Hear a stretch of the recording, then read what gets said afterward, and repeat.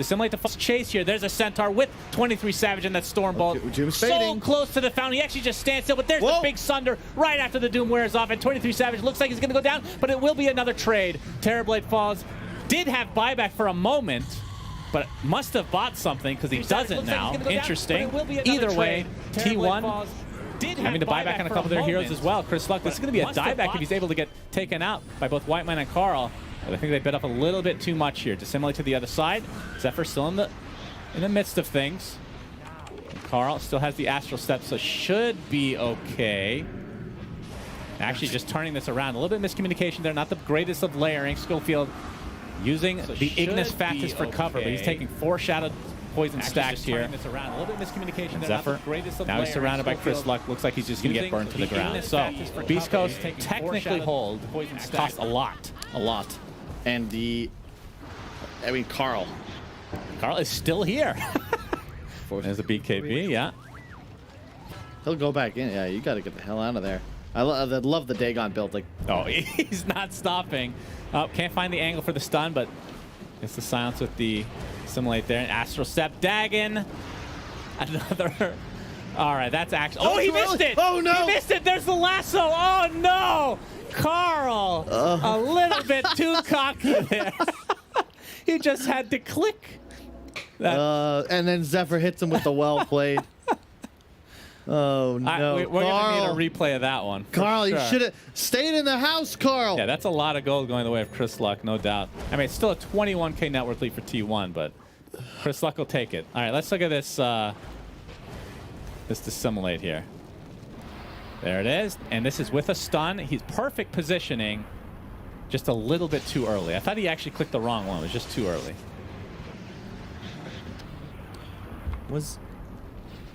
Poor Carl. Poor Carl. Other than that, though, close to flawless game. Because he has Timeless Relic, right? So the increased debuff duration. That doesn't work with Yules, does it? It should. Okay, so he just messed up. Yeah, he just messed up. Okay, I was trying to make an excuse. Yeah, Yules is one of those things that just, it's always fixed. After the time where it was very OP. As K1 and the rest of Beast Coast trying to take advantage of these timers here. 30 seconds left. They still, they have a Terrorblade. End of the day, you make a couple big mistakes, on buybacks or something, like he'll shred your base. Yep, 16K net worth now for T1. As you can see, it's dwindling just a bit as a result of this one mistake. It's a little bit too cocky. Still, only 15 seconds left on the death timer. 23 Savage able to take out a ward here. Pick out some creeps as well. There's the initiation on his Zephyr. They really want this Shadow Demon. Don't believe he has a buyback either because he used it in the last fight. If I'm not mistaken. Down he goes. But yeah, the Doom on top of the TB, but they can't find anything more. They can't actually finish him off. 23 Savage looking for him, but it looks like it's not going to happen here. Gets up the Stormbolt. All right, that was the Linken's applies. A missed Burrow Strike from Whisper. In the meantime, Chris Luck dying on the sideline as Carl has come back to play. Not going to bother to dissimulate this time. Ooh. No timing issues. It's another reason the Bloodthorn's actually pretty sick in this game is that it gives you the Linken's cancel. And Sven has no other ability to grab an active item to cancel. All right. So you saw there, like, he Bloodthorn into the stun and just Whisper was there. But either way, just nice hold. You really just can't fight T1 as 5 right now. It's very difficult unless you get catch. They did get Zephyr right off the start of the bat. He had BKB, but one of the downsides as well of the Bat plus Sand King combo, right? The early to mid game, incredible initiation. You always have the initiative. You're finding kills, but they just don't scale that well. Yeah. And it's Terrorblade that's designed to now deal all your damage, and he's getting doomed every fight. Exactly. A one-man army, essentially. Oh, Carl jumps into the base. There's so much mobility with this shard. It's actually insane. Yeah. Oh, 23 Savage gets that God Strength off, and their target is Coddle with the Dagon. Carl takes him out. Burrow Strike, though, from Whisper. Immediate Heavenly Grace again from Whitemon. My goodness. You can get replays of this guy over and over and over. But there, the initiation onto K1. He still has a Sunder, but there's the silence to follow. Stormbolt as well. That's going to be a huge kill. No buyback, and that should do it. T1 just on a different level these two games over Beast Coast. Shout out to Cuckoo and Ice Frog and neutral items. He's got the Psychic Push equipped from the headband, and he's canceling the Linken's himself. Yeah, that's good stuff. Good, clean stuff for T1. They're just going to go for the ancient, the old-fashioned way. 23 Savage, you can hear the epicenter being winded up. not going for it. Yeah, they're just going to call it GG. So T1 end up taking out Beast Coast 2-0 in this lower bracket. That means T1 will be facing PSG LGD, which should be a very hype matchup. That is certainly hype. I actually can't wait for that one. But really, just well done. You know, this team surprised a lot of people at the Animajor. Perhaps not. They're very vocal fan base over in SEA. That man with the winning smile, huge this game. Well done by 23 Savage. And Carl, I think definitely the MVP. Oh, yeah. Carl in the last 2 games on another level for sure. 26-3 this game. I mean, So it's not he did quite. die. It's not as good as this Coddle, It's right? not good, like 22-0. Yeah. What was it? So total kill score? 48-3. It's all right. Rookie now. We got to get those numbers up, Carl. In a 2-game series, if you don't have at least 50 kills, like what are you even doing? Right? That's true. It wasn't a 50 bomb, and that 3rd death was a big mistake, just crucial mistake that elongated the game by about 30 seconds approximately. But yeah, overall, T1 just showing out right now. They're looking, I mean, they had a little dip after the Animajor where they didn't look quite as good, but they're starting to look in form again. Yeah, so this is a scary team. I would not want to play against them. All right, well, let's see what the panel has to say about this 2-0 victory for T1. Well, first of all, Kyle wouldn't be able to play against them. He doesn't have a team at the moment. But PSG LGD will play against T1 because that will be the reward for T1 for winning this victory. We're going to talk about how T1 won over Beast Coast here today and hopefully get our hands on one of the winners as well to pick their brain a little bit, but all of that after this.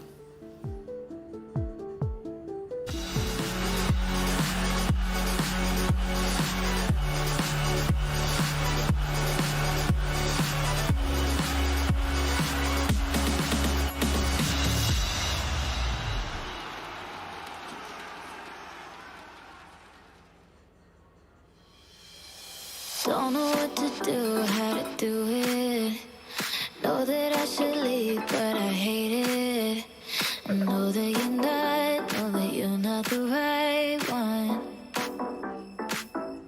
It's just too hard to move when you're standing right there. It's just too hard to walk away and leave it like that. Can we give it one more night, just one more night? One more night.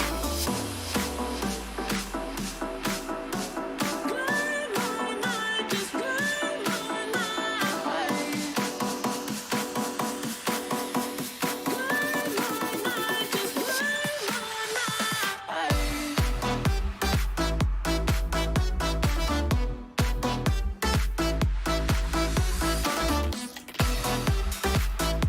just one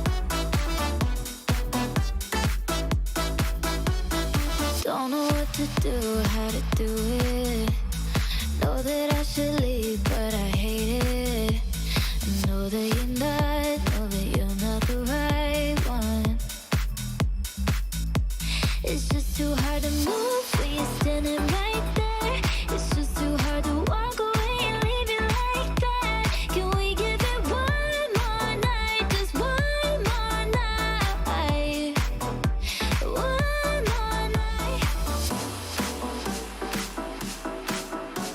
One more night, just one more night. One more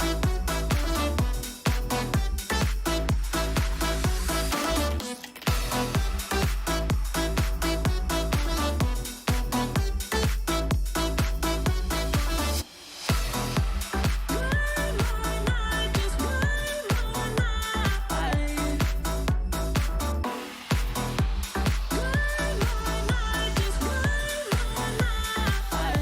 night. One more night, just one more night. One more night, just one more night.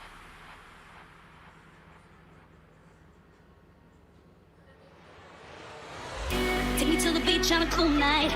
We can lay here and watch the skylights. Taking in the world as it goes by. Oh. Boy, I like the clothes you wear. But I'm looking at the pool and I just think, why don't you run under there in underwear? Let's get in trouble, trouble, trouble. Let's get in trouble, trouble, trouble. Let's get in trouble.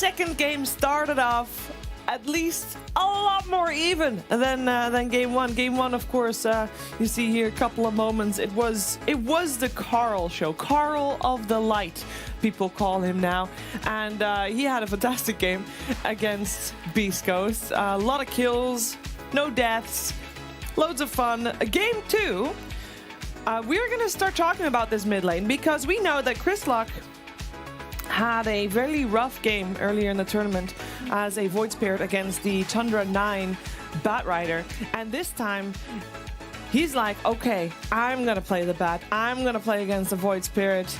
And Effie, you'd expect the Bat Rider to do really, really well against the Void Spirit after we saw that matchup earlier this week.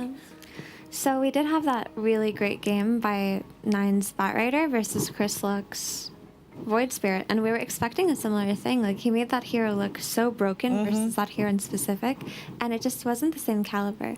And while they did get a lead in the early game, they couldn't really exert it, and they just got outpaced and outfarmed by the Sun lineup, right? It was just Terrorblade farming and 4 heroes that kind of felt like supports. I know T has a lot to say about this in particular, so I won't take up too much time. Yeah, so the idea is... Oh, sorry, there's a but. Was there more? Oh, okay, I thought that was me. Okay, but yeah, like, you have Chrislock Bat Rider against Void Spirit, he does really well. Like, he's already showing why Bat is the better matchup.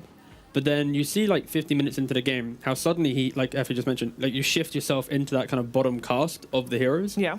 And then at that point, you're not seeing Bat Rider control the game. Like when we saw Tundra 9 play the Bat Rider, he's the one dictating the entire game. And it's like, as soon as you make that one mistake of playing with your team too much, Sven's finding that farm, he's in the pocket, playing behind. That sounds like I'm now talking about real sports now, oh Christ.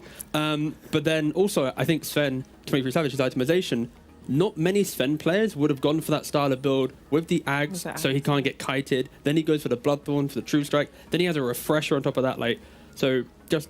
T1, they put so much emphasis on itemizing for the fight, where other teams, they'll play for themselves a little bit, they'll maybe go for a split push, but I think, yeah, T1 has really showcased that if they know how they want to win a fight, they're going to wait, get the items for it, and then crush it. So, yeah, right. T1 And I just want to say that, like, Beast Coast came into this tournament with their guns blazing, right? But it just feels like towards the end they fizzled out, whereas T1 were more of slow starters, and now they look like they're ready. I think the fact that we saw, you know, they go for the Coddle first pick, and we have seen every team, and especially T1, right? They're the kings of this, adapt and see what other people do well, and it's like, okay, let's try some of that. It's a boot camp edition. You got to do that kind of stuff.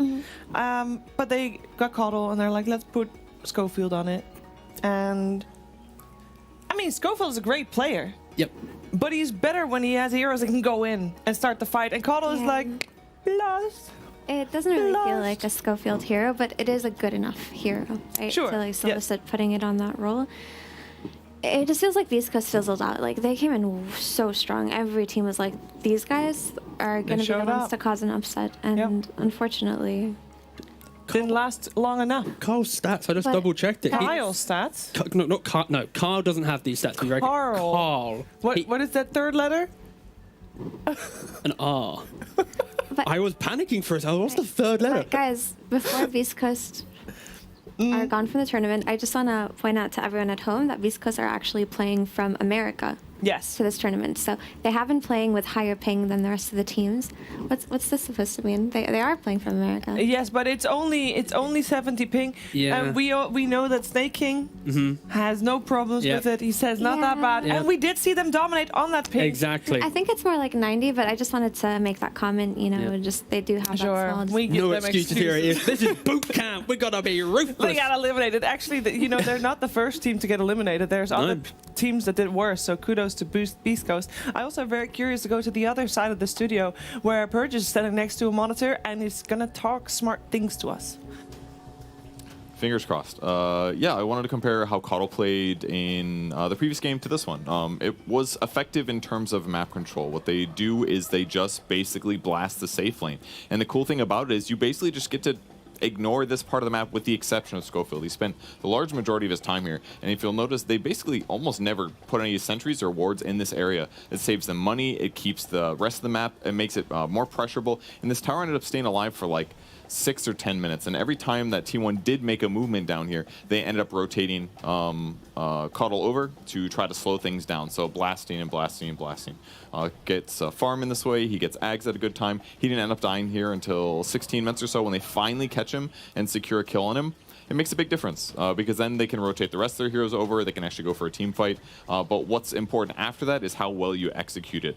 Do you get your disables off? One thing that was really big is that T1 has 2 defensive supports, both Shadow Demon and the Omni Knight. So it's pretty difficult for Batrider to be effective here. In this case, he almost dies. He gets the side of the trees with the old pig pole, and they are able to kill 23 Savage, which is great for them. But the downside is that Zephyr had such a good early game on Shadow Demon that his impact as a support was way higher than it would be if he was having a rough game. So despite them having these 2 very defensive supports, it was pretty straightforward for them to win the fights. But I think the crucial thing that happened a little bit here is that it was very difficult for Crystalluck to get good initiations at time. Omniad here is almost dead. Looks like he's going to be completely cleaned up. The disruption saves him from the blast. Crystalluck says, oh, I'm going to clean this up really quick. He ends up dying, and when that happens, the rest of the fight's over. And this happened a second time as well, trying to get that one pick off on the defensive support. Unfortunately, they cover him. They get the defense off, and Crystalluck dies again without a BKB. So those engagements, they have to be so clean for the rest of the fight to go well. And if you can't get those catches, that Coddle first, either of those defensive supports, it becomes way too hard to win the fight.